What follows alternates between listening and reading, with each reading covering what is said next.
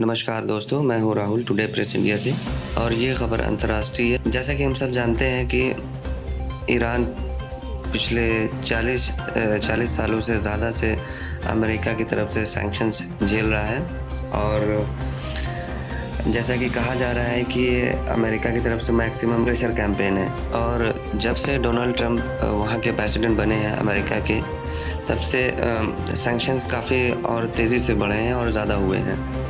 जैसे कि अमेरिका में चुनाव नज़दीक आ रहे हैं, वहाँ की अमेरिका के सीनेट ने कानून भी पास किया था कि गल्फ में कोई और वॉर ना छेड़ सके, प्रेसिडेंट अपनी पावर का इस्तेमाल ना कर सकें।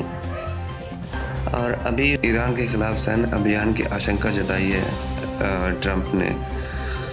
डोनाल्ड ट्रंप ने बुधवार को ईरान युद्ध शक्तियां प्रस्ताव को वीटो कर दिया है, जिससे डर था कि वह नवंबर में होने वाले राष्ट्रपति चुनावों के लिए इस्लामी गणतंत्र के खिलाफ सैन्य अभियान की योजना बना सकते हैं। प्रस्ताव को कांग्रेस ने दोनों सदनों में एक बोली में पारित किया था, ताकि कांग्रेस के अनुमोदन के बिना ईरान के खिलाफ सैन्य बल का उपयोग करने के लिए राष्ट्रपति की शक्ति को सीमित किया जा सके। अमेरिकी राष्ट्रपति ने इसे बहुमत अपमानजनक संकल्प कहा। यह तर्क देते हुए कि यह तथ्यों और कानून की गलतफहमी पर आधारित था।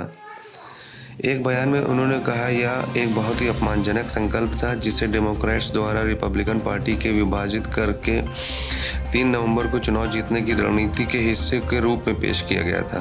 कुछ रिपब्लिकन जिन्होंने इसके लिए मतदान किया, उनके हाथों में सही खेला। जनवरी में शीर्ष ईरानी जनरल कासिम सुलेमानी की अमेरिका हत्या के मद्देनजर वर्जीनिया के डेमोक्रेटिक सीनेटर टिम काइन द्वारा प्रस्ताव पेश किया गया था। इसने राष्ट्रपति से इस्लामी गणतंत्र ईरान या उसकी सरकार या सेना के किसी भी हिस्से के खिलाफ शत्रुता के लिए संयुक्त राष्ट्र सशस्त्र बलों के उपयोग को समाप्त करने का आह्वान किया, जब तक कि स्पष्ट रूप से युद्ध की घोषणा या ईरान के साथ सैन्य बल के उपयोग के लिए अधिकृत प्राधिकरण द्वारा अधिकृत नहीं किया गया।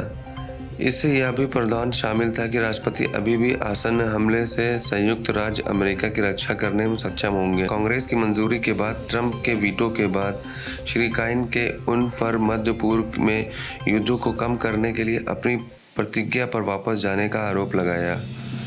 उन्होंने एक बयान में कहा, मैं अपने सहयोगियों से आग्रह करता हूं कि वह अपने वीटो को ओवरराइड करने के लिए मतदान में शामिल हों। जब तक कि कांग्रेस में सावधानीपूर्वक आम सहमति नहीं बन जाती है कि युद्ध आवश्यक है, हमें अपने सैनिकों को नुकसान के रास्ते में नहीं भेजना चाहिए। जिस समय सीनेट ने यह प्रस्ताव पास किया, सीनेटर काइन ने तर्क दिया कि इनका उद्देश्य किसी एक राष्ट्रपति की शक्ति पर लगाम लगाना नहीं था। उन्होंने समझाया, यह किसी भी राष्ट्रपति के लिए समान रूप से लागू होगा। डोनाल्ड ट्रंप द्वारा बराक ओबामा के 2016 में राष्ट्रपति के रूप में सफल होने के बाद से अमेरिका ईरान संबंध तेजी से बिगड़ गए हैं। पहली महत्वपूर्ण विदेश नीति में एक नया कदम अमेरिका के संयुक्त व्यापक कार्य योजना JCPOA से बाहर निकलने के लिए था। 2015 में अमेरिका, ब्रिटेन, फ्रांस, चीन, रूस और जर्मनी ने ईरान के साथ परमाणु समझौता किया था। ट्रंप प्रशासन ने ईरान पर दंडात्मक प्रतिबंधों को फिर से लागू किया, जिसका देश की अर्थव्यवस्था पर गंभीर प्रभाव पड़ा है। जनवरी में डोनाल्ड ट्रंप ने ईरान के शीर्ष सैन्य नेता कासिम सुलेमानी की हत्या के लिए अधिकृत किया। अमेरिकी राष्ट्रपति ने यह दावा करते हुए हत्या को सही ठहराया कि अमेरिका के खुफिया जानकारी मिली थी कि ईरान 4 अमेरिकी दूतावासों पर आसन्न हमले की योजना बना रहा है। सुप्रीम लीडर अयातुल्लाह खामेनी के बाद सुलेमानी को ईरान में दूसरा सबसे प्रभावशाली राजनीतिक व्यक्ति माना गया।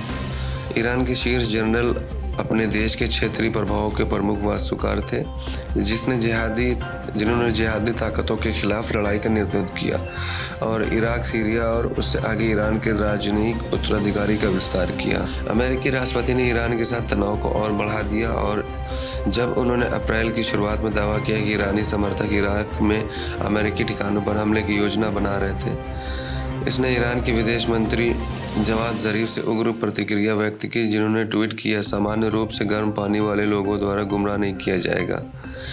ईरान के मित्र हैं, किसी के पास भी भविष्यवाणी नहीं हो सकती। अमेरिका के विपरीत जो झूठ है, धोखा और हत्यारे हैं। ऐसा ट्वीट किया था जवाद ज़रीफ ने। और इसी के साथ हम यही अपनी खबरों को ख़त्म करते हैं। अगर हमारी ये खबर आपको पसंद आई हो तो प्लीज़ हमारा चैनल सब्सक्राइब करें। धन्यवाद।